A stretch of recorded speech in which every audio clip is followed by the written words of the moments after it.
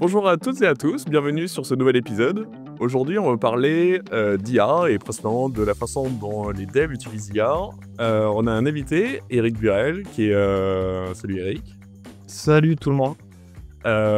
Donc, tu es notre formateur Astro et Next.js, mais tu as aussi une autre fonction, c'est que tu t'occupes de tous les state of, et j'ai cru comprendre qu'il y en avait beaucoup, donc tu vas nous les présenter. Et petite anecdote, c'était trop cool, c'est qu'on s'est vu mercredi dernier au Montpellier Tech Hub, au Montpellier JS. Donc tu donnais une conf sur la sécurité sur Next, et moi je parlais d'art génératif, une passion qui me parle beaucoup. Et donc c'était trop bien de se voir, donc on s'est vu cette semaine. Ouais, Euh, Est-ce que tu peux déjà nous présenter un peu c'est quoi les state of? Parce qu'il y en a beaucoup, et voilà, c'est trop cool que tu nous expliques un peu mieux ce que c'est. Ouais, alors les state of, bon déjà c'est pas une marque déposée, donc on fait pas tous les trucs qui s'appellent state of parce que en fait, il y en a encore plus. Mais on se défend pas mal, on en fait beaucoup. Finalement, si tu prends la liste de toutes les technologies pour faire un site web, aujourd'hui, tu as une bonne probabilité qu'on soit un peu dedans. Alors en fait, historiquement, on part du JavaScript. Donc State of JS, c'est l'enquête qui est la plus connue. C'est pas moi qui l'ai créée, hein, c'est Sacha Greff, donc qui est aussi un dev français, expatrié au Japon. Il est à Kyoto, aujourd'hui. Il travaille, aujourd'hui, il a plein temps sur ce projet, mais c'est un développeur open source de longue date, voilà, dans l'écosystème JavaScript, à l'époque de Meteor, des débuts de React, des débuts du GraphQL. Il était très présent. Donc moi, j'ai rejoint un peu progressivement, le projet, comme ça. Donc State of JavaScript, c'est on va dire le gros projet et puis rapidement, bah, quand on fait un State of JavaScript pour savoir ce qui se passe dans cet écosystème JS qui a beaucoup évolué, bah, on se rend compte que, bah, le CSS ça a aussi beaucoup bougé ces dernières années. Il y a eu vraiment beaucoup de nouvelles fonctionnalités, donc évidemment on a un State of CSS et sauf que quand on regarde le CSS, on se rend compte qu'il vient pas tout seul, il vient avec son HTML et que le HTML a vraiment énormément évolué ces dernières années. Les navigateurs ont plein de fonctionnalités, maintenant qui sont intégrées, surtout depuis la fin du navigateur qu'on ne nommera pas, Internet Explorer. On peut commencer à faire un peu de développement web sérieux en HTML et donc bah, là-dessus, forcément bon, CSS, JavaScript, HTML, c'est un peu la base du web, mais derrière on a les frameworks, hein, donc on a le state of React.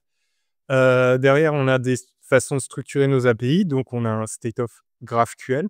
Et là, c'est le moment où je me demande si je vais en oublier, mais je pense pas. Donc tout ça ensuite, bah, ça nous amène une fois qu'on a un peu couvert les technologies, qu'on a à peu près tout pour faire un site web, bah, à se pencher sur des aspects, peu d'innovation, voire des aspects organisationnels et donc c'est là qu'on va être amené à parler du state of, alors son nom, complet c'est, State of Web Dev AI parce qu'en gros State of AI c'est un nom qui est repris par, plusieurs sociétés en fait qui font leur revue, de littérature là-dessus. Et le State of Dev, qui est en cours au moment où on enregistre, qui sera a priori terminé au moment où on diffusera, mais dont les résultats, du coup, devraient arriver à peu près, au même moment. Donc voilà, donc moi je contribue surtout en fait sur le questionnaire, j'ai surtout contribué à créer l'application Next.js de questionnaire, pour que ça fonctionne, bah, du coup sur plein d'enquêtes. On a quand même un volume, on va dire c'est quelques dizaines de milliers de réponses qu'on a, par an à gérer.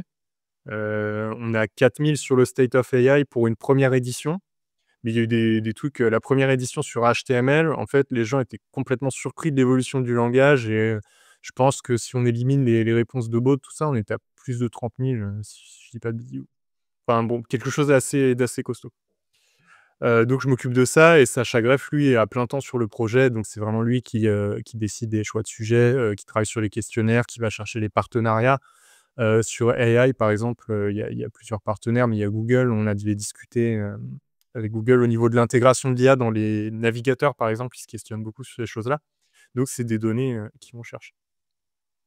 Voilà, je fais un peu les bases de l'enquête, de ce qu'on fait globalement. Trop bien. Non, mais en tout cas, écoute, merci pour ça, parce que c'est très utile. On les regarde tous avec grande attention, c'est trop bien.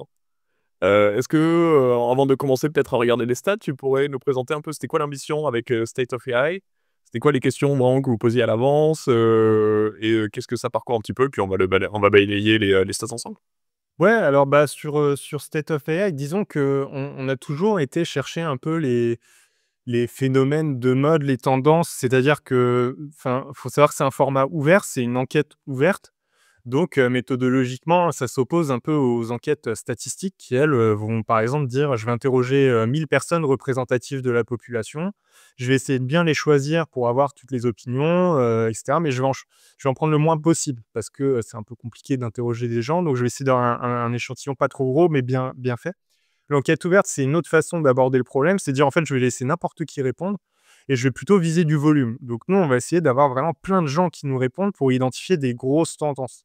Donc on est un peu entre, ce qui se passe sur Twitter où, là, c'est complètement poussé, par une poignée d'influenceurs, en fait, et ça représente pas forcément les opinions de tout le monde.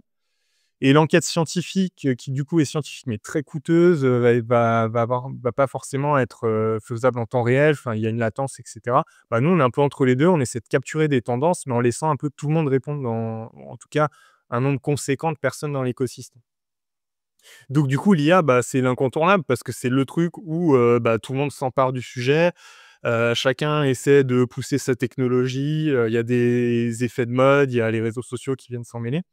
Donc on a essayé de démêler un peu ça et de mieux comprendre, cet écosystème. On est toujours dans une volonté de mieux comprendre. Nous, on n'est pas experts des technologies sur lesquelles on pose des questions. Même en JavaScript, React, enfin, suivre l'actualité, c'est très, très dur. Donc ça nous permet même nous, en tant que créateurs des enquêtes, d'essayer de comprendre ce qui se passe, quoi. Donc je crois que sur l'IA, c'était assez évident qu'il y avait un besoin de comprendre ce qui se passe, dans ce monde-là. Et puis peut-être pour préciser, bah, on est sur de l'IA pour le développement web quand même, hein. On va voir peut-être la démographie, mais on a une population de développeurs web essentiellement quand même sur cette enquête. Bah, écoute, comme tu en parles, on peut rentrer dans le vif du sujet. Ça peut être intéressant déjà de voir, qui c'est qui a répondu, de voir un petit peu la cible. Donc tu vas nous partager ton écran, mais ne vous inquiétez pas si vous nous écoutez, vous ne voyez pas, c'est qu'on va, vraiment faire attention à ce que le podcast soit agréable à écouter.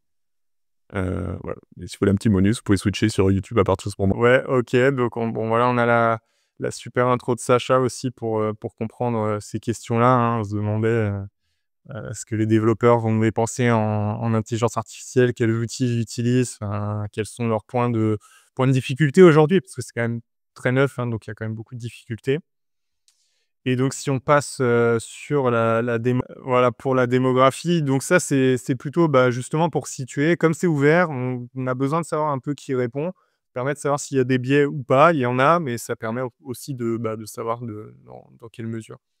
Donc par exemple, on a 19 de répondants, aux USA et ensuite on a une majorité, en Allemagne, en France, Royaume-Uni, Pologne, on va dire pour les 5 premiers. Donc c'est quand même Europe de l'Ouest, USA. Voilà, avec quand même par contre pas mal de pays représentés, sur un certain nombre de réponses, hein. Là on en est, quand même, ouais, 40 pays représentés, hein, donc c'est assez cool avec au moins une dizaine de répondants, par pays et jusqu'à, 630, pour les USA, quoi. Voilà, ensuite, bon, bah, les niveaux d'âge, bon, c'est plus, démographique. Le niveau d'expérience, on a des développeurs plutôt de niveau intermédiaire, hein, 5 à 9 ans d'expérience. Et au niveau des tailles d'entreprise, on a un peu de tout. On a quand même 19 d'entreprises de plus de 1000 employés, donc de grandes entreprises. Et puis, bah, beaucoup de, petites entreprises, hein, TPE ou freelance même, hein, 9 d'entreprises unipersonnelles, plutôt des freelances. Voilà, après c'est assez hétérogène en niveau de revenus, en niveau de formation. Donc ça, c'est intéressant. Si vous voulez aller plus loin aussi, on peut fournir en fait sur demande les données, complètes en fait pour faire des analyses stats un peu poussées, pour les data scientists. Donc ça, c'est un peu la démographie, des répondants. Bah, écoute, super.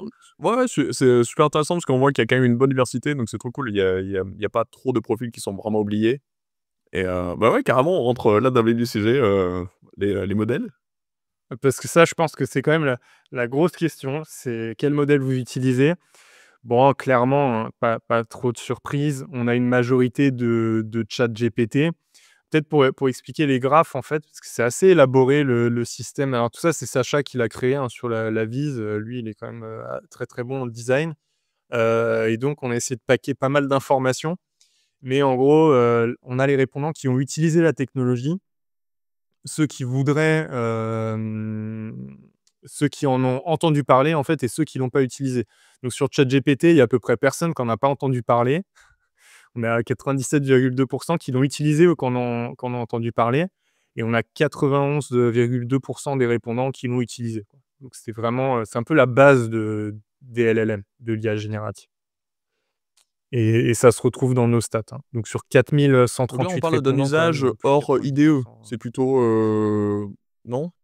Globalement, j'ai utilisé ChatGPT. Ouais, c'est pas ciblé, c'est en gros un peu c'est pour savoir si les développeurs sont plutôt team, OpenAI, team, Anthropic ou, team autre chose, en fait, en gros. Donc ouais, clairement, ChatGPT surreprésenté. On a Claude qui vient en second, bah, ça correspond aussi, à ce qu'on voit dans l'industrie et après Microsoft Copilot, alors par contre, il y a toujours le risque de confusion avec GitHub Copilot.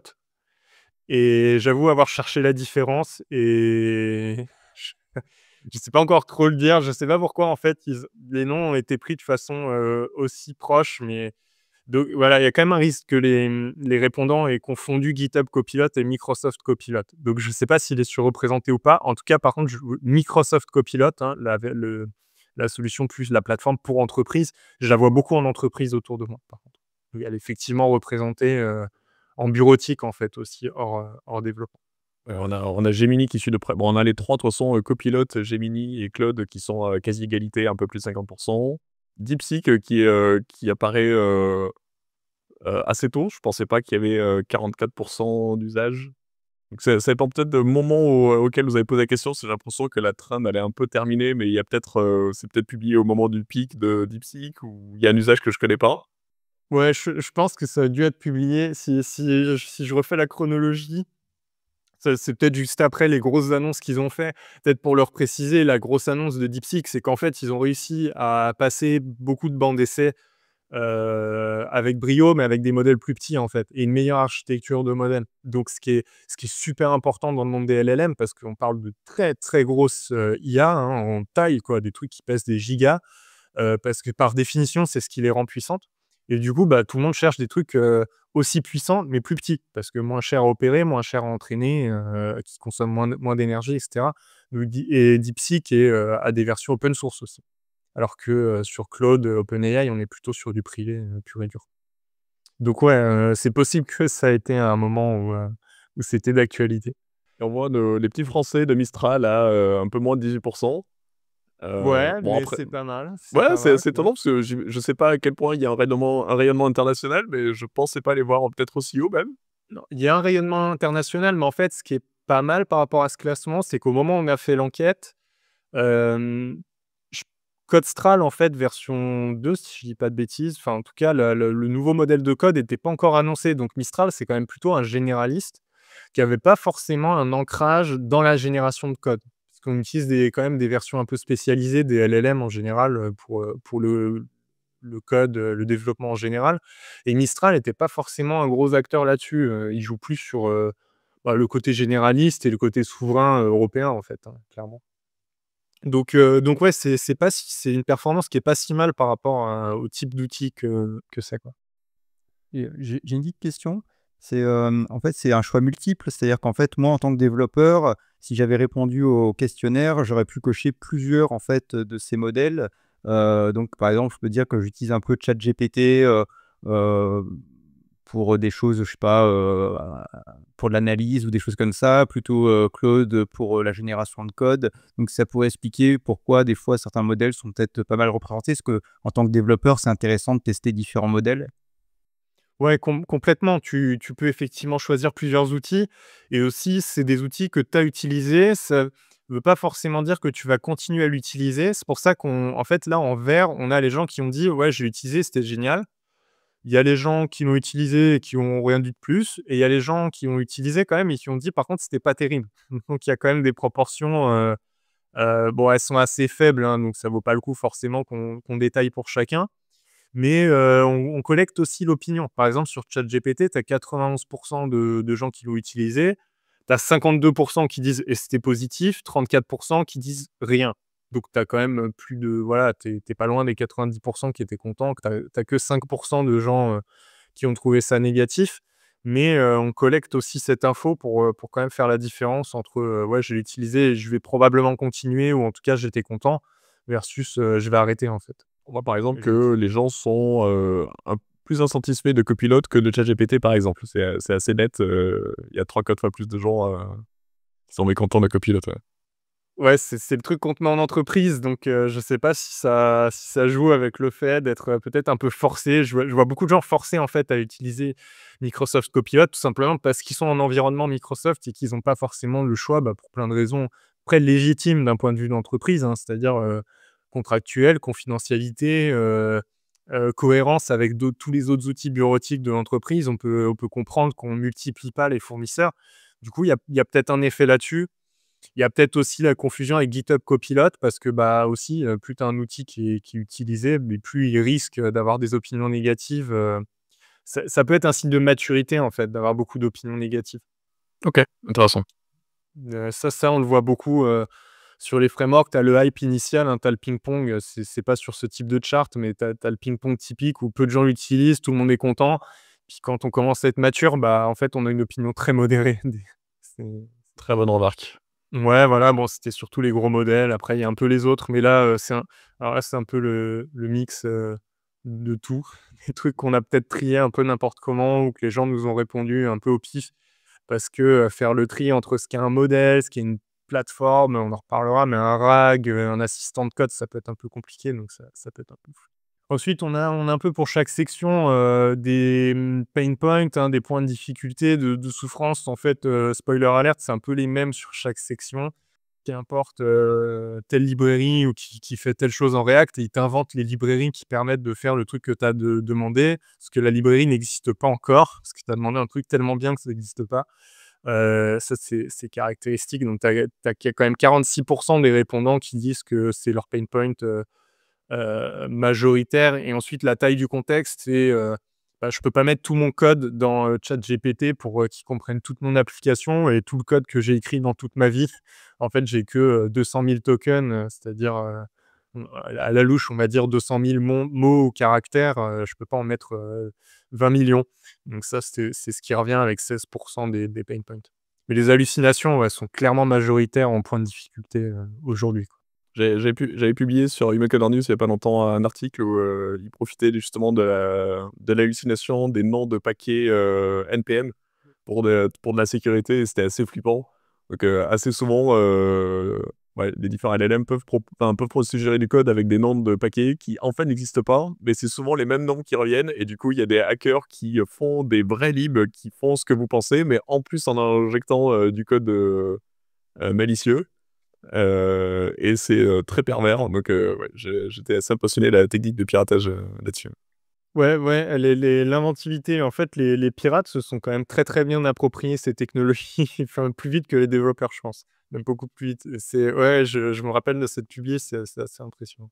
Donc voilà, méfiez-vous des hallucinations, ça peut être dangereux. Côté contexte, j'ai l'impression que ça bouge. C'est que, déjà, j'ai l'impression qu'il y a une progression sur les LLM de la taille des contextes, et en plus, j'ai l'impression que les IDE, genre Cursor, facilitent ça parce qu'ils ont tout un process d'indexation et du coup, ils arrivent à s'abstraire un petit peu des limitations du contexte LLM et donc, voilà, à la fois les LLM progressent et à la fois les IDE aussi et j'ai l'impression que maintenant la plupart des IDE, genre Cursor et tout, on en parlera un peu plus tard, mais, sont de plus en plus à l'aise à manipuler quand même des codebases pas si mal. Ouais, ils deviennent meilleurs, en fait, moi, c'est un peu tout ce que je range dans le terme architecture. C'est-à-dire, si tu prends le LLM tel quel, c'est un modèle, qui prédit, tu lui donnes une entrée de code et il prédit la suite, en fait, de base. C'est aussi bête que ça et du coup, c'est même très bête, c'est pas très intelligent.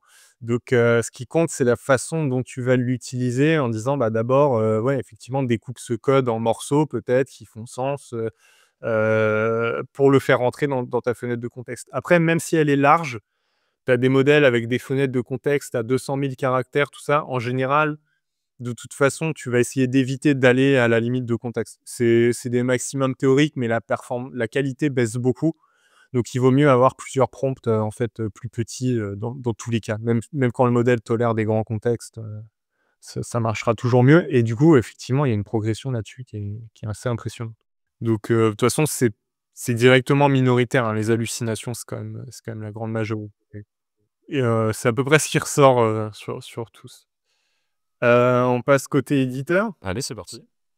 Voilà, parce que finalement, le modèle, c'est juste le moteur, mais nous, ce qu'on veut, c'est coder. Donc on veut avoir notre outil.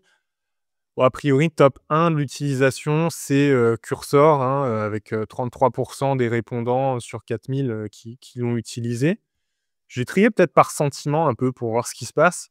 On a 30% des répondants qui ont un sentiment positif sur Cursor. Alors, soit ils l'ont utilisé, ils sont contents, soit ils pensent l'utiliser, ils en ont entendu parler et ils en ont entendu parler plutôt en bien. Ils se disent que c'est pas mal. Et le compétiteur qui revient tout de suite après, c'est Z avec 15% d'opinions positives, mais tout de suite beaucoup moins d'utilisation en pratique. Tu as 17% des répondants qui ont dit l'avoir utilisé, donc environ la moitié en fait. Et après, on a Windsurf et Void qui vont suivre. Void, c'est surtout des gens qui en ont entendu parler. On n'a pas vraiment de gens qui l'ont utilisé a priori. Ok, vous comptez pas, genre, Claude Code dans les... Voilà, c'est pas un IDEO, donc vous le comptez pas là-dedans, parce que c'était Ouais, pas dans les ça modèles, vient mais c'est pas là-dedans non plus.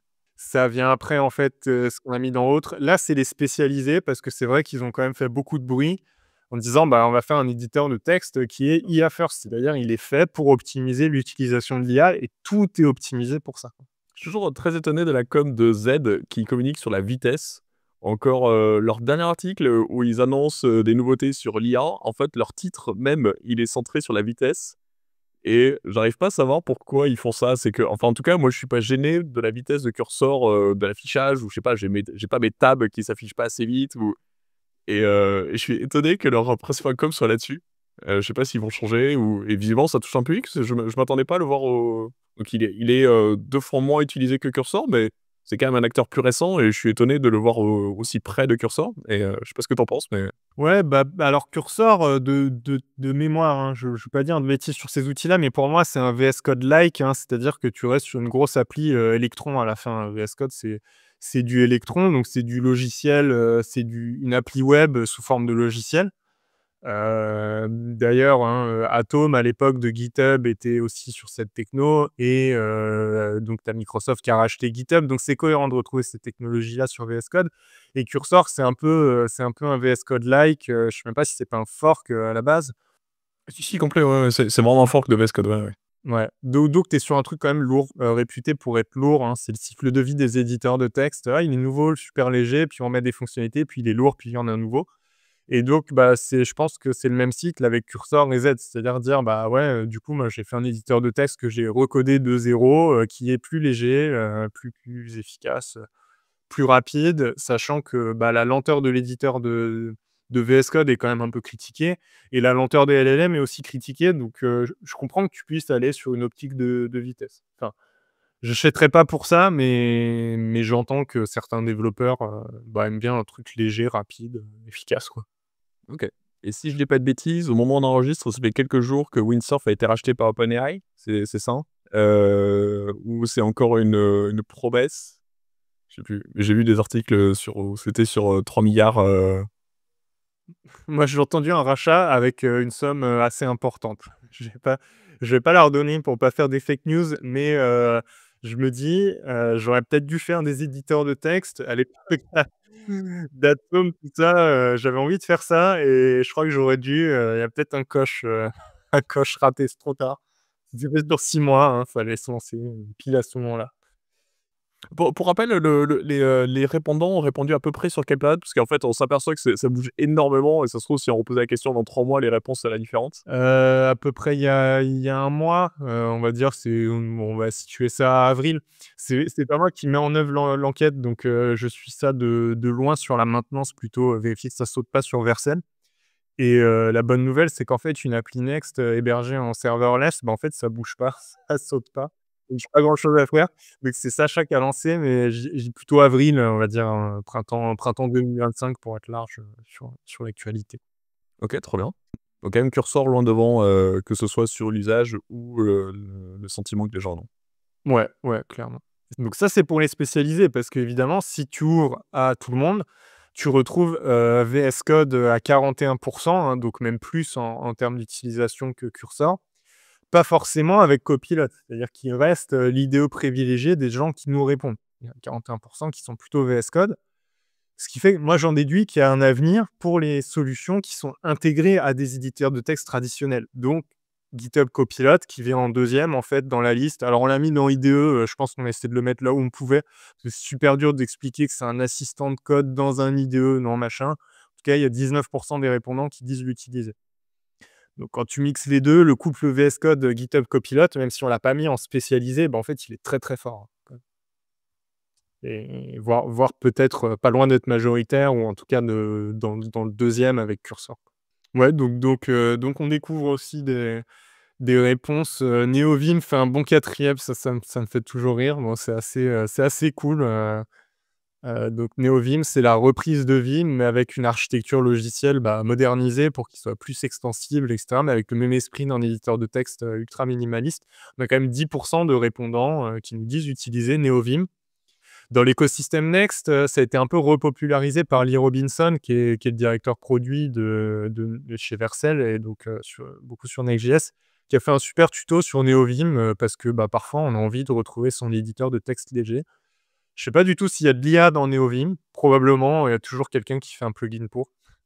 Mais voilà, il est pas beaucoup mentionné. Celui que j'aime beaucoup dans cette liste, c'est Clean, qui arrive en 6e là, de notre catégorie les autres IDE avec 5% de répondants, 22 réponses sur 400, hein, c'est une petite minorité. Mais là où j'aime bien, c'est qu'il est open source entièrement. Donc c'est un peu un GitHub Copilot open source, quoi. Et comme il est open source, vous pouvez aller voir la source.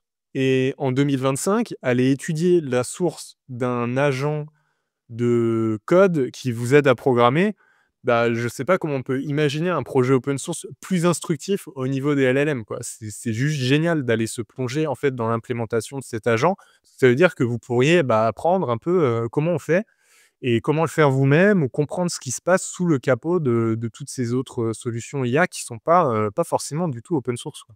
Donc c'est quand même vraiment un projet super intéressant.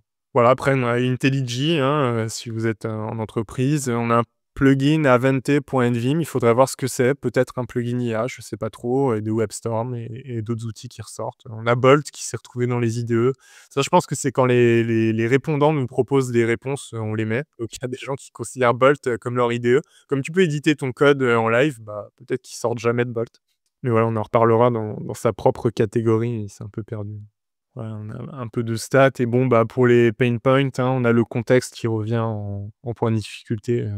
Donc on a beaucoup moins les hallucinations, mais parce que c'est peut-être pas forcément sur l'IA que vous les interrogez ici. Ouais, parce que c'est pas ton assistant de code qui, effectivement, qui hallucine, c'est plutôt ton LLM qui est un peu le moteur sous-jacent.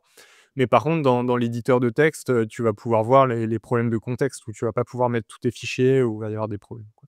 Il y a la distraction aussi, 14% des répondants, voilà, 78 répondants sur 550 qui nous disent qu'ils sont distraits, en fait, que c'est un peu intrusif. Et 11% qui nous disent que c'est pas donné. Alors, moi, j'ai GitHub Copilot gratuit en tant que contributeur open source.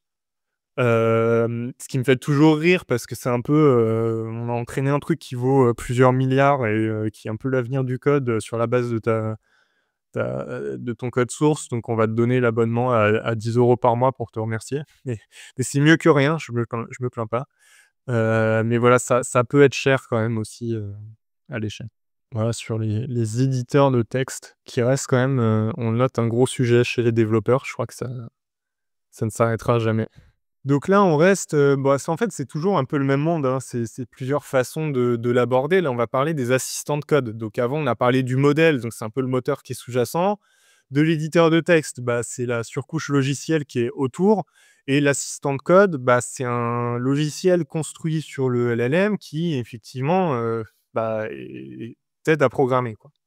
Et donc là, on retrouve enfin notre GitHub Copilot en majoritaire avec quand même 71% des répondants qui disent avoir utilisé GitHub Copilot. Avec 12% d'insatisfaction et le reste en neutre ou positif. 31% en positif. Donc voilà, comme ChatGPT, dans le monde du code, c'est GitHub Copilot qui domine quand même les assistants de code.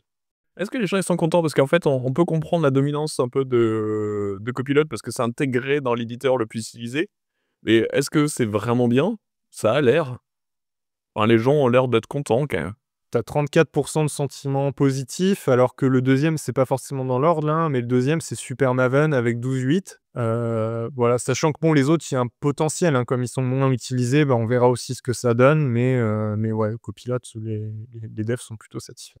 Il n'y a pas Cursor dans la catégorie parce que vous ne l'avez pas considéré comme un assistant de code. Non, du coup, c'est plutôt ton IDE. Je sais pas du tout moi, je sais pas exactement ce qu'ils font au niveau assistant. Il y a une certaine, opacité. Alors peut-être que c'est des réponses qu'on peut avoir en étudiant la solution, mais c'est pas très clair, ce qu'il y a en fait entre l'éditeur de texte qui est devant le développeur et le modèle LLM qui est, chez un hébergeur. Alors sur GitHub Copilot, ils ont leur propre déploiement en fait des modèles qu'ils proposent dans Copilot qui est géré par GitHub. En tout cas, c'est ce que j'ai compris de leur présentation du projet.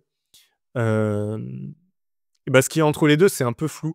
Donc on ne sait pas exactement à quel point le prompt est retransformé, en fait, pour, faire il y a du pré-traitement et du post-traitement, en fait, pour, fournir une recommandation pertinente. C'est pas toujours très, précis ou transparent. Donc finalement, en gros, pour résumer, tirer le trait entre l'IDE, le modèle de fondation et l'assistant de code est assez difficile. Je ne sais pas forcément où est l'assistant de code, là-dedans.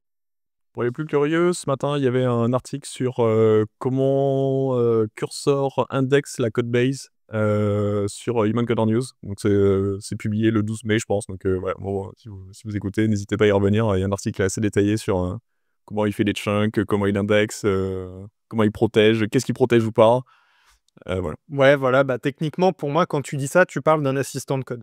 Tu es sorti de l'IDE et on pourrait le catégoriser assistant de code. Je pense qu'il y aura une grosse réflexion sur la prochaine enquête, sur ces classifications qu'on a trouvé quand même très, très difficiles. Donc soit on supprime toute forme de classification, mais du coup, on compare, bah, ChatGPT, GitHub Copilot et Perplexity. Donc un modèle LLM, un assistant de code et ce qu'on appelle un RAG, c'est-à-dire un moteur de recherche, plus un LLM, couplés ensemble.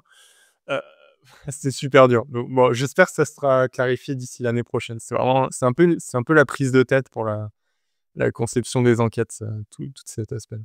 Au moins, on retrouve nos petits, on retrouve des choses cohérentes avec la popularité de ces outils, le fait que ce soit un peu une solution entre guillemets «par défaut», donc éditeur de texte le plus utilisé et solution qui est la plus intégrée, c'est logique de le retrouver là.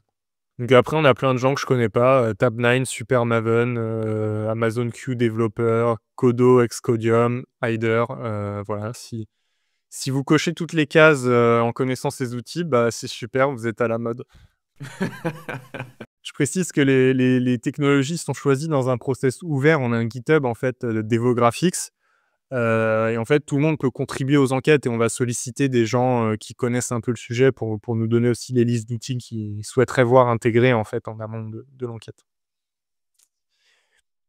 Et du coup, bah, dans les autres, on retrouve, Codium. Alors c'est peut-être, en fait, comme on a Codium qui a changé de nom, je crois qu'il revient 2 fois, en fait. Ça, c'est des participants peut-être ou alors c'est un nom, similaire, je sais pas. En tout cas, on retrouve Clean avec 17% d'utilisation en assistant de code, mon préféré parce qu'il est open source.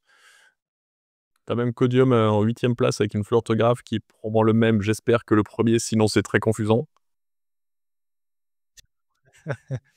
Et donc il s'est rappelé Codo, OK. Ouais, je suis vraiment désolé pour les gens qui doivent faire de la veille technologique, sur ce sujet-là, c'est juste, ou pas, hein, ça leur donne un Ouais, là, boulot, ça à bouge plein très, très temps. vite. C'est Mais non, c'est trop bien. mais Enfin, c'est du coup, c'est cool de faire cet épisode aussi. Enfin, et l'enquête, c'est que, bah, du coup, ça bouge tout le temps et on comprend que c'est un métier quasiment plein temps d'être au courant. Vous faites un premier filtre et là, du coup, on traite ces infos et du coup, c'est trop bien. Les gens qui nous écoutent, ouais. ils peuvent juste écouter l'épisode et déjà avoir une idée un peu du top 3 des idées utilisées, quoi. Bon et du coup, les points de difficulté, je les refais pas, hein. Hallucination, contexte, intrusif, distrayant. Vous l'avez compris, c'est vraiment le top 3 des problèmes qu'on a. C'est un LLM qui raconte n'importe quoi et de façon un peu intrusive et qui, en plus, n'arrive pas à lire toute la base de code. En fait, c'est un peu un collègue insupportable, et très dissipé aujourd'hui. Une critique que je voyais souvent sur les LLM, c'était le fait qu'ils étaient pas au courant des nouveautés. Toi qui fais du Next.js, par exemple, tu vois, tu dois le voir, ou du coup, bah, tu as une nouveauté qui sort, bah, en fait, bah, ton LLM la connaît pas, il te propose pas ça avant un petit moment. Et donc j'imagine que c'est peut-être dans la catégorie code de piètre qualité, mais c'est vrai que c'était un argument qui revenait souvent. Si tu fais des trucs vraiment récents, bah, t'es bloqué tout le temps, quoi. Ouais, j'avais fait un article sur, en essayant de faire du Next avec GitHub Copilot, et en fait, bah, il sait pas écrire du app router parce qu'effectivement, il faut savoir que les LLM, comme ils coûtent très cher à entraîner, ils ont une date de coupure, en fait, sur la date des données disponibles et bon, à ce jour, début 2025, on va dire, pour situer, ce cut, il est fin 2023. Donc tout ce qui s'est passé en 2024, un LLM n'est même pas au courant. Ça fait pas partie de son jeu de données, sauf s'il se retrouve avec des choses qui étaient pas datées, mais il connaît pas. Donc toutes les évolutions de Next, toute la disruption avec le app router, ils sont pas tout à fait au courant. Alors ça évolue à chaque génération de modèle, mais tu auras toujours une latence assez longue. Donc c'est pour ça que l'utilisation directe d'un LLM, ça marchera jamais en génération de code. Il faut au moins un assistant de code qui est capable d'aller intégrer du contexte, d'aller le chercher, et cetera. Donc Copilot, GitHub Copilot, ils ont beaucoup bossé là-dessus, en réponse aussi à l'émergence de Cursor, d'une compétition. Pendant tout un temps, ils n'avaient pas de compétition. Hem Et donc ils ont bossé en réponse à ça pour mieux en prendre en compte le contexte, créer plein de fonctionnalités d'ajout de contexte où, en gros, tu lui fournis la documentation à jour et là, ton LLM, il commence à être intelligent. Mais voilà, parler de code avec ChatGPT via l'interface sans connexion à internet, pour moi, ça sert pas à grand chose. Ça sert, uniquement si tu poses des questions, sur la librairie standard Python, là, il va être très, très bon. Mais tout ce qui est d'actualité, tout ce qui est framework récent, ça va pas marcher. C'est juste et ça marchera jamais parce que c'est pas fait pour. Donc voilà, ça va quand même dans le bon sens avec les assistants de code. Donc on passe aux outils de génération de code. Alors qu'est-ce que vous avez mis dans cette catégorie-là? On sort un peu de l'éditeur de texte en fait, ces outils de génération de code, c'est plutôt, des SaaS, des logiciels spécialisés pour la génération d'une application complète. Donc en fait, ils partent, vraiment de rien et ils génèrent l'application. Alors que l'éditeur de texte, bah, c'est, j'ai mon workflow traditionnel de développeur, je travaille au quotidien et j'ai l'IA qui m'aide. Là, j'ai une page blanche et je veux créer une nouvelle application. Typiquement une application web, hein, dans le cadre, de cette enquête. Donc c'est des cas d'usage de prototypage, de développement, ultra rapide, du fameux vibe coding où, j'ai pas forcément de compétences de dev, très développé, mais je vais essayer de produire quelque chose de fonctionnel, faire mes tests et on est sur cette catégorie d'outils. Et là, les 2 gros, dont on doit absolument parler, les 2 gros acteurs du domaine, c'est V0, de Vercel avec, 26,5 % des répondants qui l'ont utilisé, 23,7 qui sont intéressés, qui en ont entendu parler, enfin qui en ont entendu parler, intéressés ou pas. Et le deuxième, c'est Bolt, avec 13,3 % d'utilisation, 28,9 on en a entendu parler. Moi, je les trouve très intéressants, en fait, parce qu'il faut aussi parler des sociétés qui sont derrière. Donc V0, c'est un outil qui est créé par Vercel. Donc Vercel, qui est la société qui crée Next.js et qui est aussi un hébergeur spécialisé dans le serverless. Pour résumer, le serverless, c'est un mode d'hébergement où le site est découpé en pages ou en routes qui sont indépendantes et ça lui permet de passer à l'échelle de façon très efficace. Donc nous, on utilise Vercel par exemple pour le state of parce que ça tolère bien les pics de demande en fait sur des points d'entrée. Donc du coup, c'est des gens qui savent faire une appli web et qui savent l'héberger. Ça, c'est pour Vercel. Bolt, c'est fait par StackBlitz. StackBlitz, c'est l'entreprise qui développe la technologie de web containers. On leur a confié le développement de ce standard, sa mise en œuvre. Donc, c'est des gens qui ont pour expertise de savoir exécuter n'importe quoi dans un navigateur web. Donc, on peut faire tourner du Next.js dans un navigateur web en utilisant les web containers.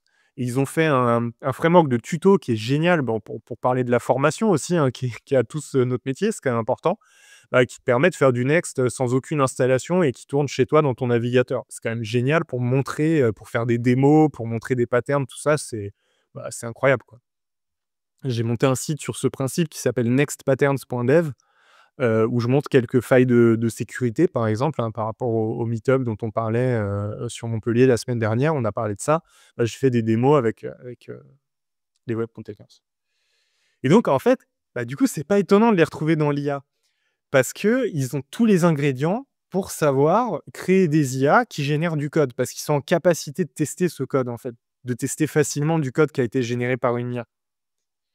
Et ils sont en capacité aussi de comprendre ce qu'est le développement web, ce qu'est une application web de façon en fait extrêmement profonde. Et donc, il n'y a aucune surprise à les retrouver comme les 2 acteurs majeurs, dominants sur le marché de la génération d'applications web à partir de l'IA. Ils ont vraiment vu le filon, ils avaient toutes les compétences pour et ils ont cartonné, quoi. OK. Moi, ce qui m'étonne peut-être, c'est à quel point c'est utilisé chez les devs. Alors, j'ai probablement une vision très, très, médiocre de ce que c'est. J'ai dû mettre un prompt dans V0 il y a 6 mois et avoir un effet waouh où tu dis: «OK, la page qui sort, elle est hyper propre». Mais je crois qu'à l'époque, je savais pas trop ce qu'on pouvait en faire après. Donc, je comprends bien qu'il y a un intérêt, tu vois? J'imagine très bien un truc, tu es entrepreneur et tu veux faire une landing page, trop bien. Tu veux prototyper des trucs, super bien. En tant que dev, une fois que tu as généré ta page sur V0, c'est quoi la suite? La suite, c'est que tu la clones, en local et que tu reprends, tout ce qui t'a généré.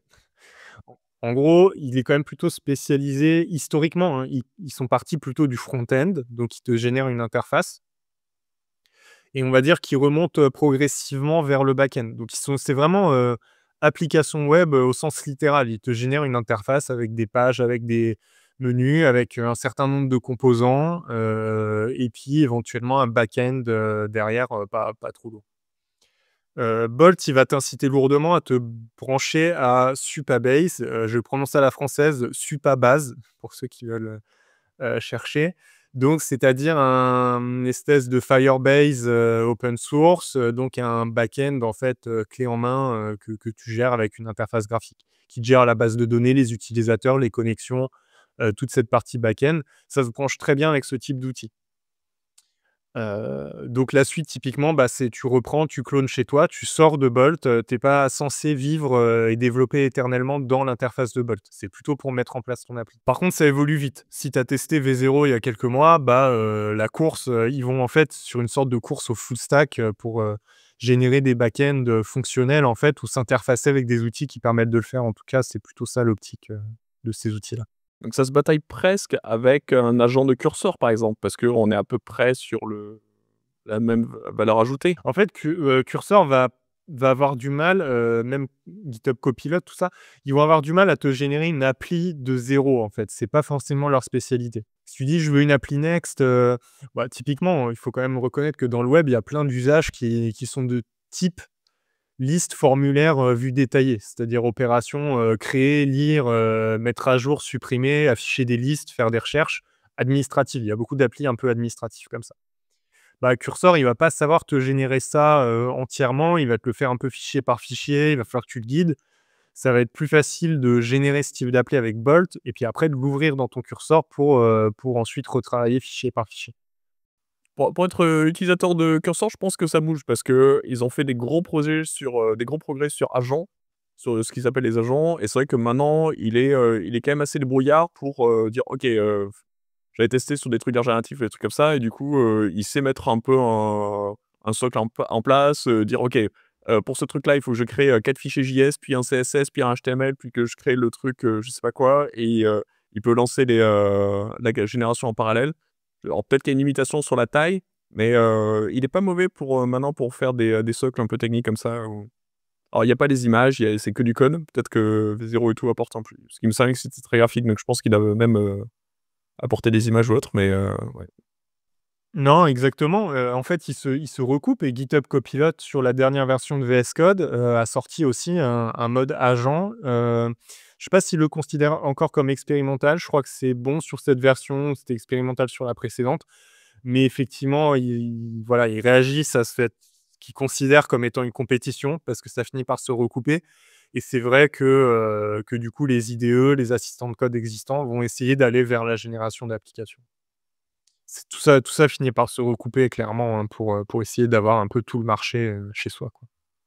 J'ai une question naïve, c'est que du coup, moi j'entends parler de loin de V0 que j'ai pas utilisé, mais je le vois vraiment sur la partie front, sur la partie, en particulier vu que c'est les éditeurs de Next, tout ce qui est React. Est-ce que ça a du sens d'utiliser V0 en dehors de cette stack-là? C'est-à-dire de dire, je vais, bootstrapper une application, un petit prototype, mais sur une autre techno où mettons il y a pas beaucoup de front, enfin bien sûr une interface, web, mais je sais pas avec du Django Python ou est-ce que ça a aucun sens? C'est vraiment une question naïve, je pense qu'il pourra intéresser des auditeurs qui sont pas au fait, voilà, vraiment de ces outils. Ouais, alors effectivement, tu es plutôt dans un écosystème de développement web, mais développement web, entendu par les développeurs JavaScript qui pensent qu'il y a que sur terre. Voilà, quand je dis développement web, V0, c'est forcément marqué, Next.js, hein. Bolt, il te génère très bien des applications avec Vite, donc qui est le système de build qui est utilisé par beaucoup de frameworks JavaScript, dont Astro.js, par exemple. Il te génère assez bien des applis Next aussi. Donc tu es quand même plutôt sur du front-end JavaScript, Next, React, avec des back-end légers, voire ce qu'on pourrait appeler du back-end for front-end, hein. C'est-à-dire que Next.js, c'est un framework full stack, mais ça part toujours des front-end. Historiquement, c'est ancré. C'est je crée une interface et puis je crée le back-end pour supporter cette interface. Donc c'est quand même moins marqué génération d'appli back-end ou voire autre langage, Python, et cetera. Clairement. On est dans du WebJS, dans du front-end full stack JS, plutôt. Ok, trop bien. Bah, on peut avancer. Donc voilà, juste pour mentionner les suivants, hein, Replit, Lovable, OpenUI, donc tu as quand même quelques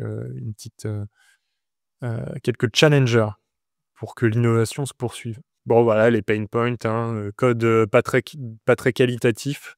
Ouais, là, loin devant. Ouais, code un peu pourri. Alors après, si tu lui dis, il faut aussi apprendre à les prompter, hein. C'est-à-dire que s'il te génère un code, pas terrible, par exemple, il a tendance à tout mettre dans un gros fichier, du premier coup. Tu lui dis: «OK, refactor maintenant». Il refactor. Il sait aussi s'améliorer juste sur demande. Donc faut pas négliger ça et après, le deuxième, c'est quand même, pas très utile. 15 encore des répondants qui vont nous dire, bah, finalement, est-ce que j'ai vraiment tellement gagné de temps par rapport à un template où, j'aurais juste codé mon truc ou à la limite avec je me serais mis dans le cursor, à partir d'un template, j'aurais peut-être été aussi vite. Voilà, ça reste quand même un feedback, hein, faut encore laisser évoluer ces outils. Bon, on a fait un peu les grandes familles d'outils, je pense, hein, parce que la catégorie d'après, c'est un peu, tous les autres trucs, langage de programmation, images. Donc nos grandes catégories, c'était quand même le modèle, l'éditeur de texte, l'assistant de code et puis, cet outil un peu à part qui est, la mise en place de ton appli web, entièrement par un générateur d'appli. Et donc là, après on arrive aux outils un peu plus généraux, qu'on va pouvoir utiliser, pour tout un tas d'usages. Ok, ouais, c'est trop cool que tu l'expliques parce que quand on est allé avec Matt sur le site, on savait pas bien si c'était les langages qui sont générés par les outils dont on a parlé avant ou est-ce que c'est les langages qu'on utilise pour manipuler des outils IA. Oui. Et du coup, on savait pas. La question, c'est quel langage de programmation, vous utilisez? Do you use AI tools with? Donc c'est plutôt sur quel langage de programmation tu appliques l'IA, c'est tel que c'est formulé. Après c'est pas atrocement limpide. Je me rappelle, c'est une question, on s'était peut-être un peu pris la tête pour la formuler et en gros, nos répondants sont des développeurs JS majoritairement. Ça se voit nettement. Bon, il y a 80% de JavaScript et 80% de TypeScript. Voilà, oui, j'allais dire ou TypeScript, parce que c'est les développeurs JavaScript, qui se la jouent un peu, qui disent: «Non, non, moi je fais pas du JS, je fais du TypeScript». Bon, pourquoi pas? Donc on a séparé les 2, mais a priori, tout le monde, enfin voilà, la plupart des développeurs JavaScript font du TypeScript, dans cet écosystème, donc c'est un peu pareil. Et Python arrive en troisième avec 38%. Bon, ce qui est pas illogique, Python, c'est le langage de la science de données, c'est le langage des LLM, c'est le langage des frameworks de connexion au LLM. C'est quand même plutôt ces technologies-là qu'on utilise, pour créer de l'IA traditionnellement. Je dis bien traditionnellement parce que tu as quand même, comme il y a beaucoup d'usages pour le web, beaucoup d'applications sont en SaaS, tu as quand même JavaScript qui est très présent et tu as de plus en plus de frameworks JavaScript pour l'IA. En tout cas, pour l'IA générative, tu as beaucoup de connecteurs, qui émergent. On a quand même Bash qui arrive en quatrième. Je veux bien qu'on en parle parce que celui-là, j'en avais anticipé quelques-uns, mais alors celui-là, je l'avais pas anticipé.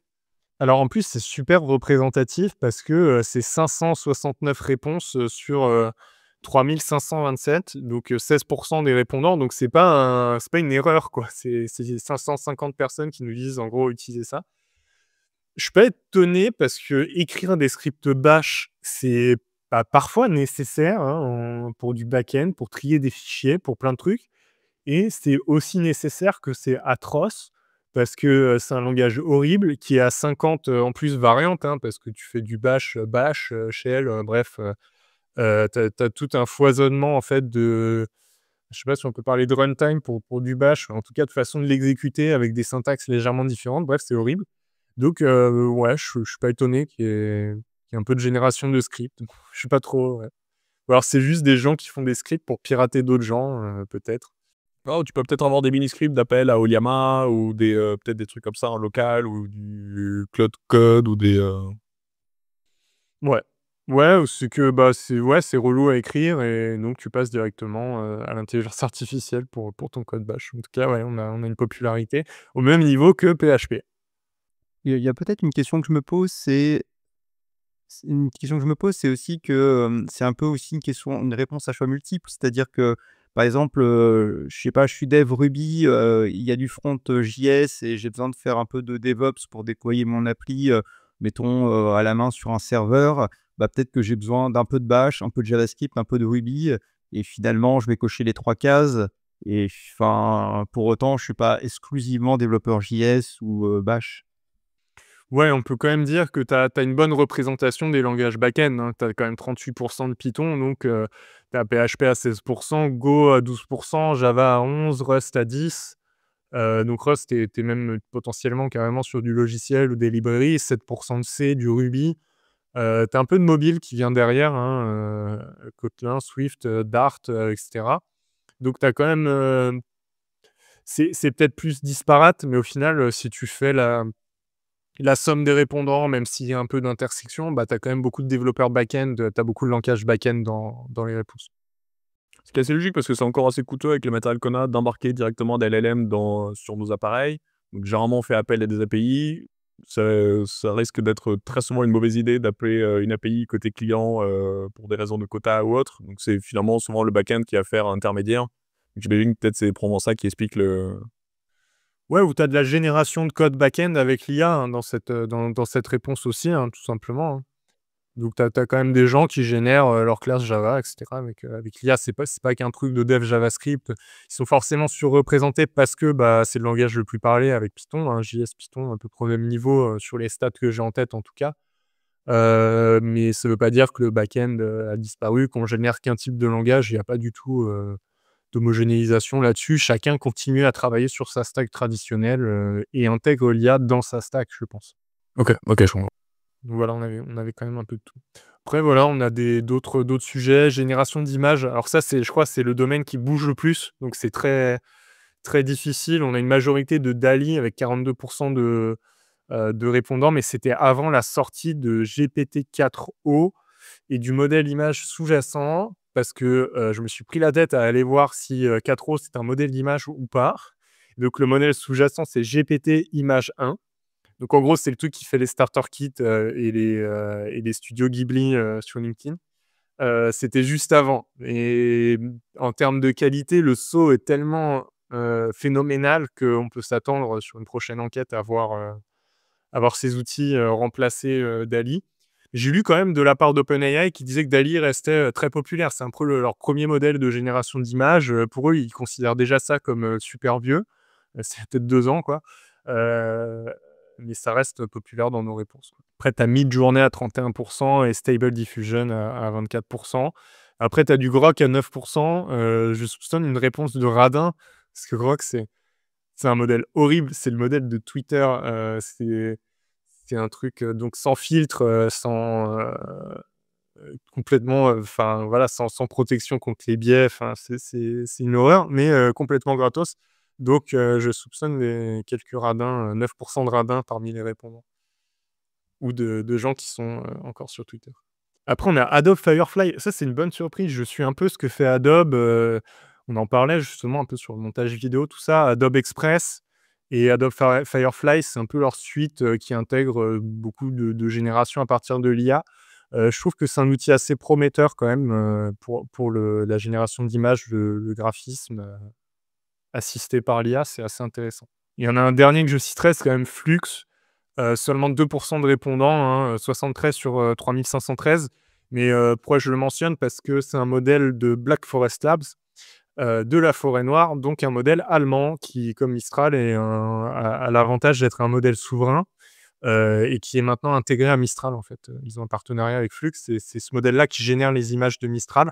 Donc si vous restez sur, si vous avez le besoin, professionnel ou le souhait de rester sur une stack européenne, avec Mistral et Flux, vous avez la génération de texte et la génération d'images, voilà, heu, avec une qualité quand même qui reste pas mal pour beaucoup d'usages.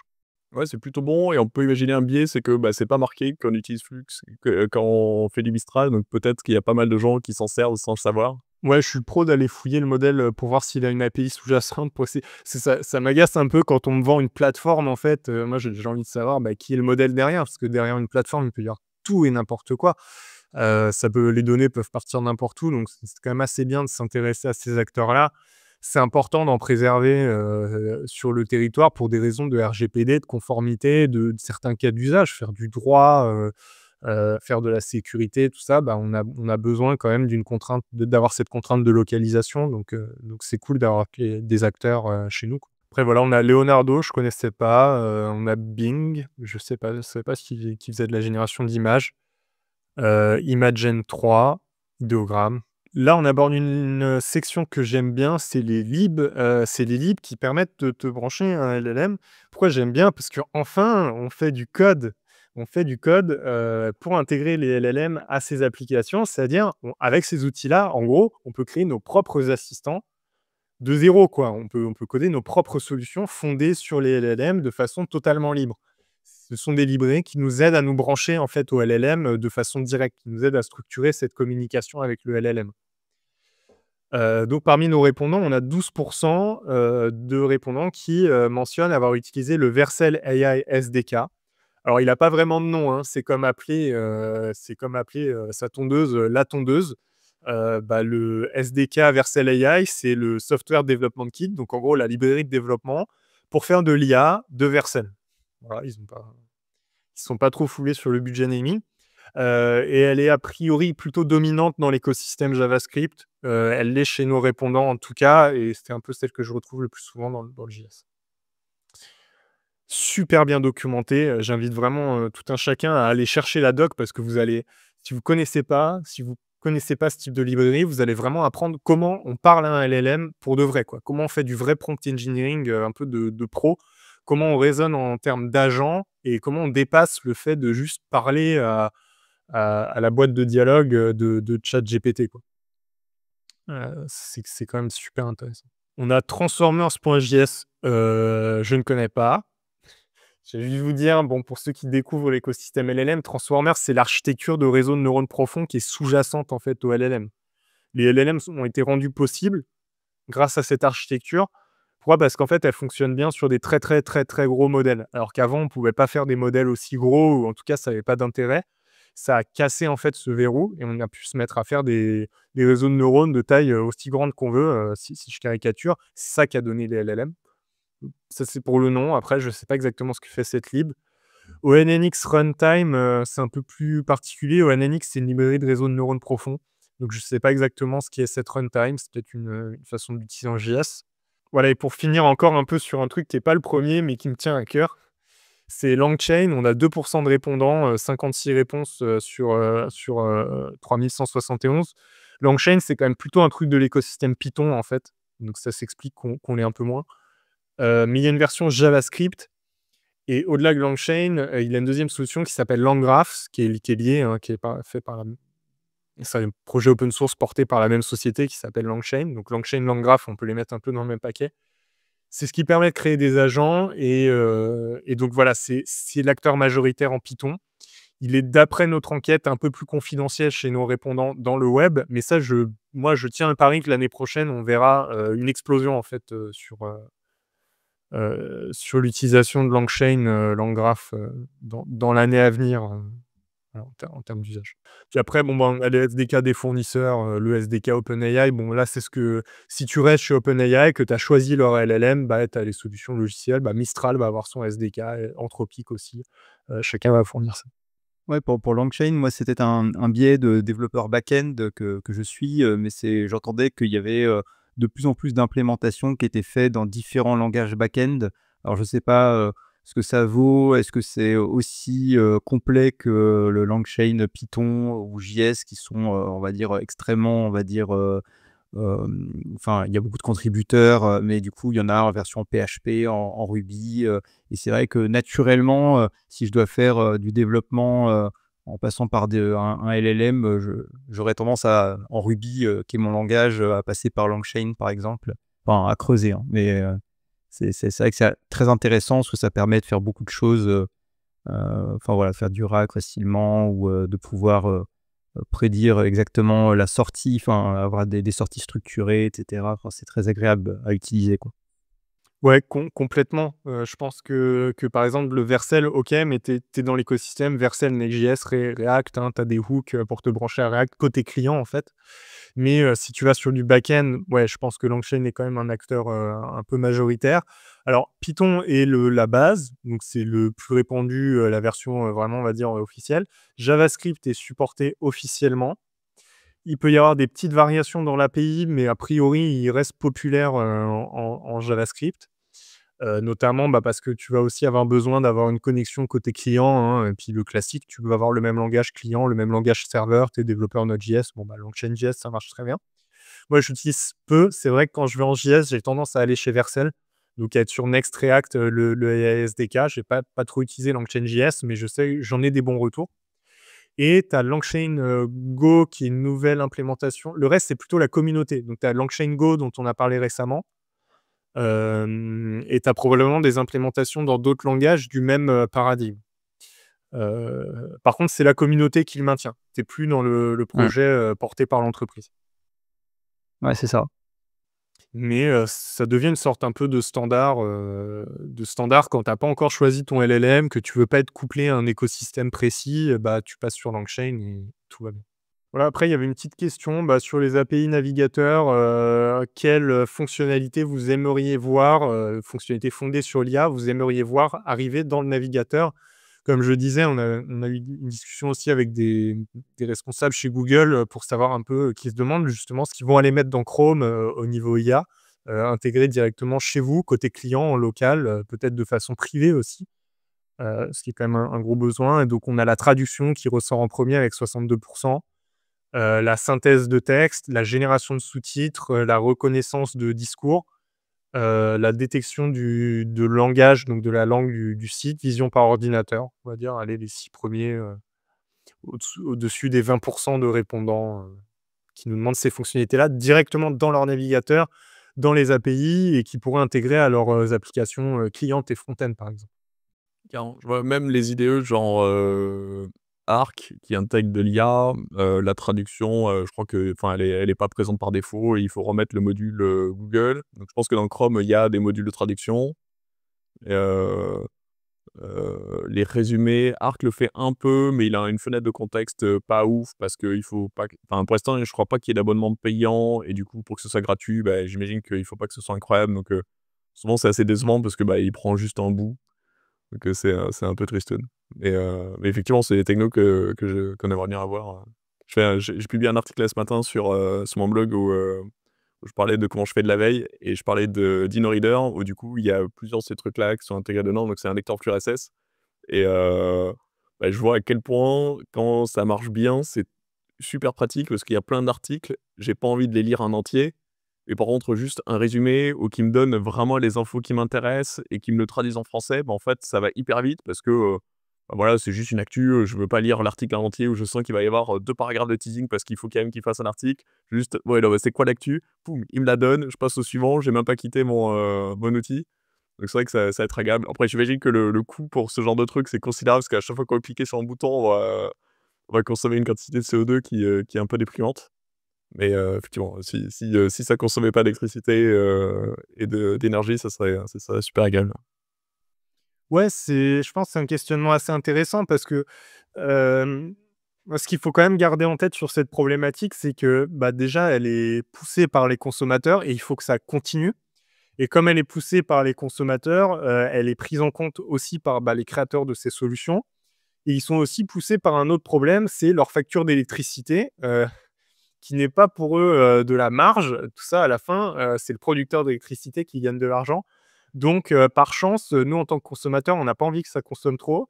Les gens qui produisent des LLM, ils ont pas envie de payer, autant d'énergie parce ils font pas forcément une marge, en tout cas, c'est des coûts pour eux. Enfin, ils peuvent faire une marge, ils peuvent être mettre même, presque des revendeurs d'électricité, mais en tout cas, ils préféreraient faire juste de la marge et pas de coûts, je pense. Donc ce problème est partagé. Il est partagé par les chercheurs aussi qui, dans tous les papiers, si tu fais un papier de recherche sur LLM, à la fin, c'est: «Ouais, est-ce qu'on va réussir à faire pareil avec un modèle plus petit, quoi?» Et la méthodologie de recherche, consiste généralement à tester plusieurs tailles de modèles pour voir celui qui suffit. Donc c'est pas un truc qui est du tout, mis sous le tapis, chez les créateurs de LLM. On manque de données, par contre, ça je le déplore fortement. On ne sait pas combien ça consomme, c'est pas assez public. Je pense que ça, c'est un point sur lequel on pourrait, râler un peu, auprès de nos entreprises préférées. Mais, voilà, il y a quand même un courant de recherche pour que ça puisse être viable, en fait, hein, énergétiquement, et qu'on puisse avoir tous ces trucs super, sur notre ordi, avec une puissance de calcul qui reste pas trop élevée, quoi. Bon, c'est un peu de l'utopie, hein. C'est des API qu'on voudrait avoir, hein, c'est pas encore les trucs qui marchent pas. Après, je note pour Arc, que je connaissais pas. Voilà, parmi les autres, outils, c'est un peu les interfaces, pour, s'interfacer avec des LLM, surtout en local. Je pense que celui qu'on peut mentionner, c'est Ollama avec, 13 de répondants, qui va te permettre de faire du LLM sur ton ordi. Donc si tu as un processeur, suffisamment puissant, voir si tu as une infrastructure, dédiée avec, carte graphique, tu peux utiliser un outil comme Ollama pour gérer tes modèles open source, les installer, les télécharger et les exécuter, de façon, simplifiée. C'est pas mal. Confi je vois où c'est pas 36, c'est que j'ai utilisé pour, générer des images, enfin pour tenter d'en générer, mais très peu compatible avec Mac et du coup extrêmement lent et donc très décevant. Bon voilà, l'interface est trop parce que c'est vraiment des graphes qu'on décide, mais voilà, désolé si vous êtes sous Mac, ça va pas être possible, à moins qu'ils aient changé un gros truc depuis, mais ouais. Souvent, c'est l'inverse. Moi, c'est Ubuntu, sous Ubuntu que je manque d'outils. Je suis souvent un peu puni, d'être, désolé d'être un développeur. Un droit des logiciels de développement, je suis développeur. Un Mac, ça reste cher, hein. C'est super pour l'IA, hein, au niveau matos, ça reste, en matériel personnel, professionnel, ça reste le mieux et ça reste un peu coûteux. Donc pour l'instant, je trouve que les API, l'hébergement cloud, c'est aussi bien parce que c'est pas limité, en puissance de calcul finalement, et ça marche bien et ça évite de démultiplier du matos, extrêmement coûteux si on n'a pas des usages, hyper intensifs. Mais bon, voilà. Donc c'est encore un peu émergent tout ça, je pense. Ah, pour finir un peu sur, c'est des questions plutôt de ce que vous faites de tout ça, hein, finalement, les développeurs. On a parlé des outils qu'on utilise, mais on les utilise pourquoi? Donc le cas d'usage qui revient, dans d'autres enquêtes, c'est un peu logique, c'est la génération de code avec 91 des répondants. Hem, Ensuite, learning and research, donc pour l'apprentissage, 66 des répondants. Là, je mets quand même un bémol, disons que la recherche, au sens moteur de recherche, hein, j'imagine, avec un LLM, comme on le disait, là, un LLM, c'est un modèle qui est entraîné et puis il arrête d'être intelligent. Donc si vous utilisez directement, des chats GPT sans connexion à internet, sans un abonnement qui le pousse à faire des recherches sur internet, ça va pas être terrible. Si vous l'utilisez et qu'il fait des recherches sur internet, ça va pas non plus forcément être terrible parce que ça reste, un modèle d'IA, par exemple, il va chercher le top 5 des résultats de recherche, il va les synthétiser, mais il est pas très bon, en fait, pour vérifier que le top 5, il était vraiment pertinent. C'est-à-dire qu'il va toujours vous donner les 5 résultats de recherche qui sont tombés pour la requête, mais il est pas capable de dire, «Mais en fait, j'ai rien trouvé de pertinent». Par exemple, si vous posez une question d'ordre légal, même administrative ou réglementaire, dans une entreprise, les réponses sont vraiment, pas terribles, hein, y compris avec Perplexity, y compris quand il cite ses sources. Parce qu'il rate en fait des détails, des points de détail qui font que, souvent les docs s'appliquent pas exactement à votre concept, à votre, contexte, répondaient pas à votre question. Donc, moi je dirais, soyez prudents sur cet usage, apprentissage et recherche. C'est pas un outil qui est vraiment fait pour ça. Je peux rajouter peut-être un truc là-dessus et d'ailleurs dites-nous si vous voulez qu'on fasse un épisode carrément dédié. Mais Human Colors, c'est un centre de formation, donc on fait des formations de quelques jours. Par exemple, vous pouvez vous former avec, Eric, à Next.js, voilà, formation à quelques jours et on a remarqué en discutant avec quelques formateurs que il commence à y avoir des participants qui arrivent avec Cursor, Windsurf et autres. Et par exemple, généralement, la première journée, tous les exercices de la première journée sont résolus très facilement par toutes les IA du marché. Et donc, on voit nos formateurs qui commencent à avoir des comportements différents. Soit c'est totalement OK, et justement, ça fait partie du jeu. Soit la première journée, ils ont plutôt tendance à recommander de ne pas l'utiliser, histoire de le faire à la main. Et on se questionne vraiment sur est-ce que la façon d'apprendre va pas changer? Je remarque, moi, à titre personnel, c'est que l'IA a radicalement changé la façon dont j'apprends. C'est qu'il y a plein de détails dont je m'attarde plus à connaître au début, parce que je sais que je vais avoir l'IA qui va servir de petit trou. Je sais plus, dans un précédent épisode, je parlais que je m'étais formé à Three.js, qui est très verbeux. Je voulais faire un truc très précis. Et en fait, il y a plein de choses, je me dis: «OK, j'avais vaguement compris comment ça marche». Il y a quelques lignes, la dernière, bon, OK, il faut mettre ça égale à 4, je sais pas pourquoi. Et c'est pas grave, je sais que l'IA, c'est de la base pour elle parce que c'est un tuto. Et du coup, je vais la laisser me proposer ça et je peux me concentrer sur l'essentiel. Et on se pose vraiment la question de est-ce qu'il faut pas petit à petit qu'on adapte la façon dont on apprend à nos participants. Parce que il y aura la plupart on voit que là, l'usage des LLM commence à être massif et ça risque d'augmenter. Et est-ce qu'il ne faut pas dire: «OK, maintenant c'est un standard et donc on va apprendre un peu différemment». Donc, voilà, si ça t'intéresse, on pensait faire peut-être une interview un petit débat à plusieurs, sur ce sujet, donc dites-le nous, ouais. En tout cas, ouais, je vois qu'il y a un changement radical là-dessus et c'est assez récent. Parce que jusqu'à maintenant, je pense qu'il y a eu une vague où les gens ont dit: «Bon, OK, bon, j'ai posé une question à ChatGPT, il m'a aidé un peu, c'était pas incroyable». Et c'est vrai qu'avec les agents et tout, il y a un changement, mais il faut le temps que les gens retestent. Et là, on commence à y arriver, on le voit dans votre enquête. Et du coup, ouais, je pense qu'il y a un changement de cap assez radical, hein, en ce moment. Ouais, clairement. Moi, je suis plutôt team aujourd'hui où je suis plutôt sur un apprentissage sans. Et en même temps, par contre, je recommande un apprentissage de ces outils-là en tant que tel. Parce que je vois aussi beaucoup de gens qui, à la fois, risquent d'apprendre un peu moins bien à coder ou de rater le coche de l'apprentissage, mais qui ne sont pas pour autant si excellents qu'on pourrait le penser avec l'utilisation en fait, des LLM dans la compréhension de comment on parle à ces outils-là, de comment on tire parti vraiment à fond des éditeurs de texte fondés sur l'IA. C'est une compétence aussi.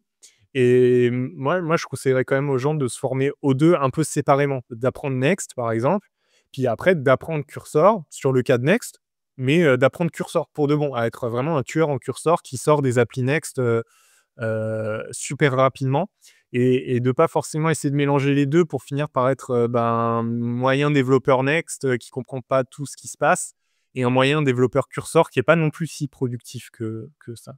Et c'est vrai que ce qui est difficile, c'est qu'en fait, les différents LLM, dont on discute sont de mieux en mieux, quoi. Enfin, en gros, les résultats sont de mieux en mieux, donc on a tendance à vouloir se reposer de plus en plus sur eux.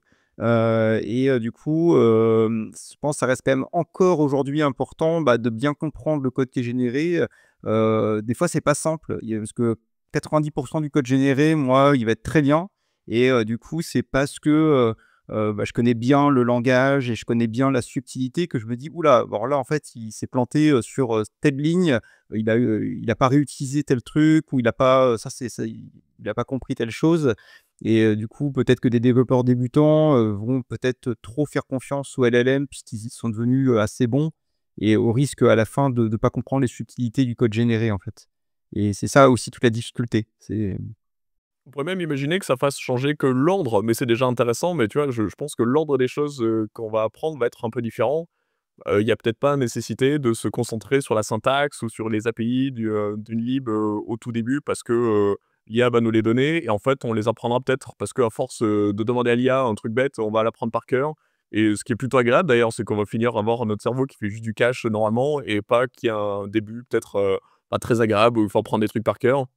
C'est peut-être, l'ordre va aussi être impacté, ouais. OK, trop bien.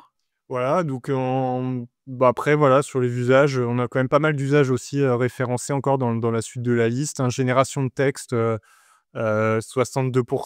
Sur la génération de texte aussi, c'est un truc que j'entends souvent, mais ils écrivent mal, les LLM et c'est vrai. Si en français notamment, ils écrivent mal.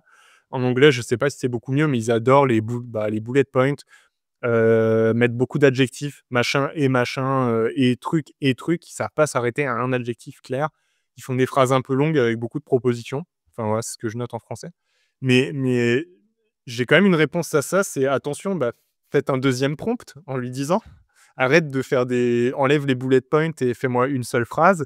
Quand tu vois une phrase avec 2 adjectifs, garde-en un uniquement, garde le premier, coupe tes phrases en 2 et en fait, vous allez voir qu'en 2-3 prompts, si vous avez un modèle quand même suffisamment qualitatif, hein, je parle quand même plutôt moi côté anthropique, sur les Sonnet 3.7 par exemple ou anciennement Opus, ça marche mieux sur un modèle de taille moyenne, ça marche pas toujours. Mais en fait, en quelques prompts, vous pouvez lui apprendre à écrire. Voire même, vous pouvez lui demander d'évaluer, la qualité de l'écriture, de sortir des points d'amélioration et de les appliquer. Et en fait, ça peut être, phénoménal. Vous pouvez obtenir du texte, difficile à distinguer de l'humain, en quelques prompts, en fait. Le tout, c'est d'aller un peu plus loin que la génération, basique. Donc ça, c'est assez impressionnant. Voilà, synthèse avec 55 de réponses, traduction 45 génération d'images à 38 on va dire, c'est les cas d'usage qui ressortent. Et je précise, hein, génération d'images avant même, cette fameuse, ce que je pense quand même était une disruption, avant l'arrivée de GPT-4o qui a fait quand même un gros progrès, un changement aussi en fait de technique, employée, hein, c'est de l'autorégressif au lieu de la diffusion pour être, technique. Mais qui ont fait un saut, il y avait quand même déjà beaucoup de générations d'images, avec l'IA, donc c'est quand même assez populaire. Voilà et après on est sur des usages un peu plus minoritaires. Bon, finalement le bilan, est-ce que vous générez, beaucoup de code, vous développeurs avec l'IA? Non, pas tellement. En fait, la majorité, des développeurs vont, produire plutôt autour de 10 10-15-20 de leur code qui est généré par l'IA. C'est plus que 0, hein, parce qu'il y a 5 ans, ça existait même pas, donc ça fait quand même à la fois beaucoup et en même temps, on n'est pas sur le remplacement, des développeurs par, les machines, hein. Voilà, il y a encore un peu de marge. C'est intéressant parce que, en discutant avec des devs, on a souvent quand même la question, comme, on gère en centre et que du coup, on peut voir un peu les tendances du marché, on a souvent des questions sur, est-ce que, l'IA impacte le marché actuel? Et en fait, c'est une première réponse à ça, c'est qu'en fait, des gens qui utilisent l'IA, il y en a aujourd'hui très peu. Donc en fait, on est loin d'avoir un bouleversement du marché des devs, dû à l'IA. Il y a peu de gens qui s'en servent, quand on prend et on pourrait même imaginer qu'il y a presque un biais aussi sur les répondants, parce que je ne sais pas si les gens qui utilisent pas du tout d'IA sont allés répondre à ce sondage. Donc peut-être que même ces stats sont un peu élevés même par rapport au marché, je ne sais pas. Donc en fait, l'usage est encore très, très faible, quoi.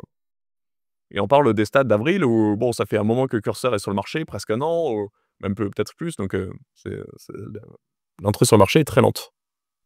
Ouais, clairement. On est plutôt dans du surreprésenté, hein. On est des gens qui aiment les effets de mode, qui sont historiquement sur les réseaux sociaux, on est plutôt sur une capture de tendance. Donc on a plus tendance à zoomer. Donc si on n'a pas, des gens qui génèrent, 80 de leur code avec l'IA, bon, a priori, on aurait dû capter effectivement ces gens. Bon, on en a quand même, hein, qui nous disent: «Moi, je fais quasiment tout avec l'IA», on a 88 personnes qui nous disent: «Je fais 90 de mon code avec l'IA», 11 qui font 100. Je pense qu'ils ont peut-être développé leur première appli avec Bolt ou alors vraiment ils vivent dans le futur, je sais pas. Je me pose la question, je n'ai pas la réponse, c'est de savoir, c'est quoi les politiques des différentes, sociétés, vis-à-vis de l'IA? Parce que du coup, ça pose plein de questions, forcément, on envoie du code sur un serveur, si c'est, ChatGPT ou Anthropic aux US où on ne sait pas trop ce que ça va devenir. Il y a peut-être des questions de sécurité. Enfin, qu'est-ce que ça donne en fait, dans des grosses boîtes, par exemple françaises? Est-ce qu'ils autorisent en fait, du coup l'utilisation, tout simplement, de LLM en fait, avec du code? Ou est-ce qu'ils autorisent que des modèles, français, hébergés en local ou je sais pas? Donc il y a peut-être ça aussi. Il y a peut-être des développeurs qui aimeraient utiliser ces outils dans un cadre professionnel, mais qui ne le peuvent pas. Et moi, je vois aussi d'autres exemples, de connaissances, de développeurs qui ont testé il y a 6 mois, ça les a pas convaincus, ils sont pas revenus, peut-être qu'ils reviendront dessus. Et il y a peut-être des allers-retours comme ça, il y a peut-être plein de cas qui fait que des développeurs vont peut-être pas utiliser l'IA aujourd'hui.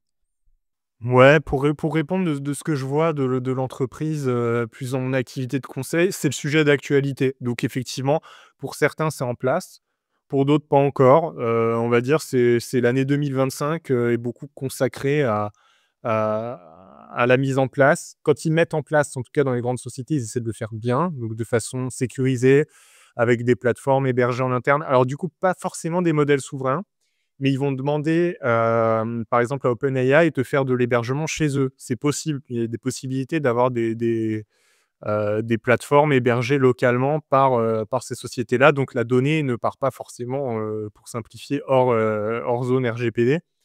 Donc c'est ce que je vois. Je vois beaucoup d'entreprises, chez Microsoft Copilot, qui est par contre pas très développeur friendly.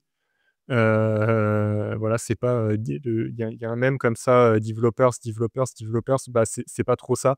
Donc ça peut être un peu compliqué, c'est compliqué à étendre en fait pour les développeurs. Mais c'est des technos qui sont mises en place. Donc je pense que les entreprises s'en sont emparées, hem, le mettent en place, mais que c'est en cours. Donc c'est vrai qu'on risque de voir des évolutions quand même, il y a une latence peut-être d'encore 1 ou 2 ans, pour voir plus d'IA en entreprise. On n'est pas encore aussi conscient de jusqu'où on peut aller.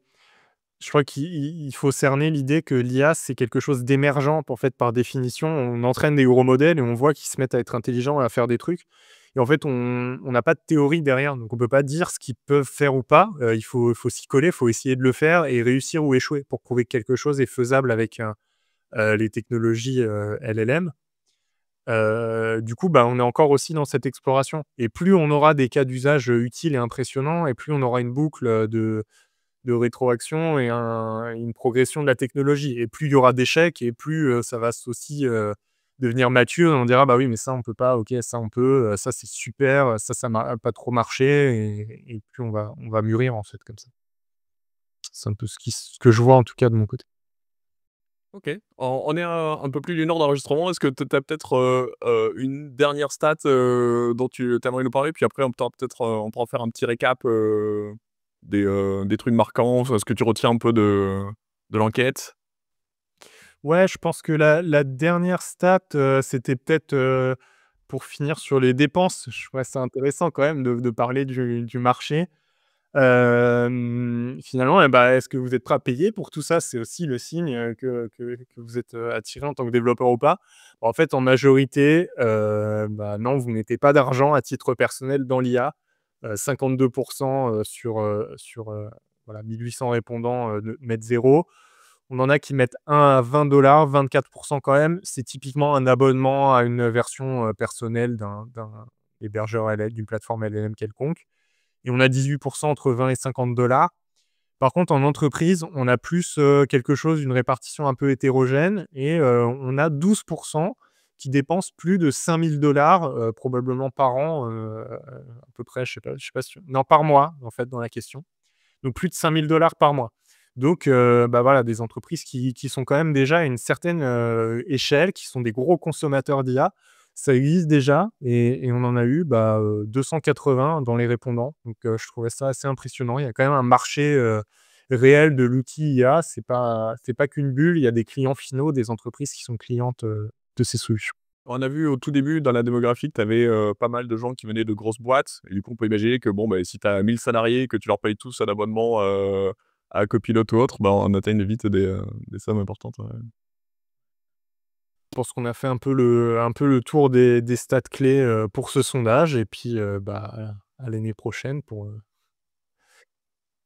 2026. L'appli sera peut-être générée entièrement par l'IA. On pense à refondre, l'appli Next qui est un peu, difficile à maintenir pour notre toute petite équipe. C'est-à-dire, moi qui ai à peu près, aucun temps à y consacrer et qui prie pour que ça continue de fonctionner sans que je fasse rien.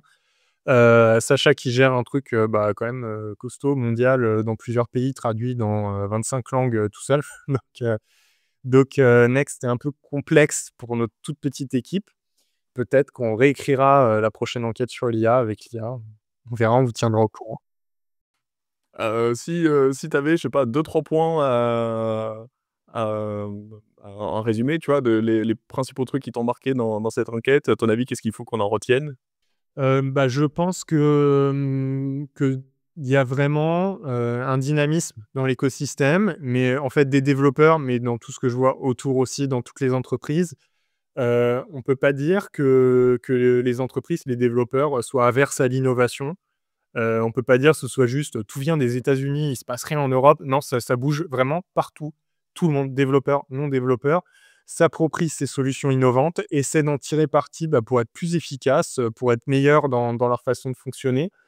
Je trouve ça plutôt positif. Les gens ont envie d'innover, ils ont envie de faire mieux, ils ont pas envie de rester, de stagner, c'est pas du tout le cas, ça casse tous les stéréotypes, hein. C'est-à-dire que parfois on entend, la PME locale, qui va rester dans son truc, l'administration non, les administrations publiques, elles s'en emparent, le public s'en empare, le privé s'en empare, les PME s'en emparent, les grosses entreprises, paquebots, sur des marchés hyper traditionnels s'en emparent extrêmement vite, et ça je trouve ça assez intéressant parce que je pense que collectivement, ça va être bien.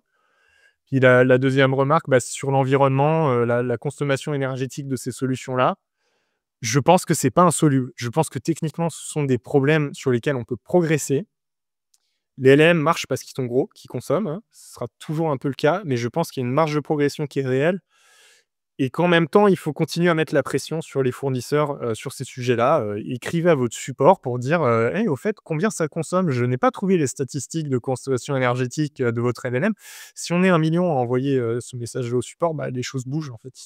Il y a une obligation de réagir.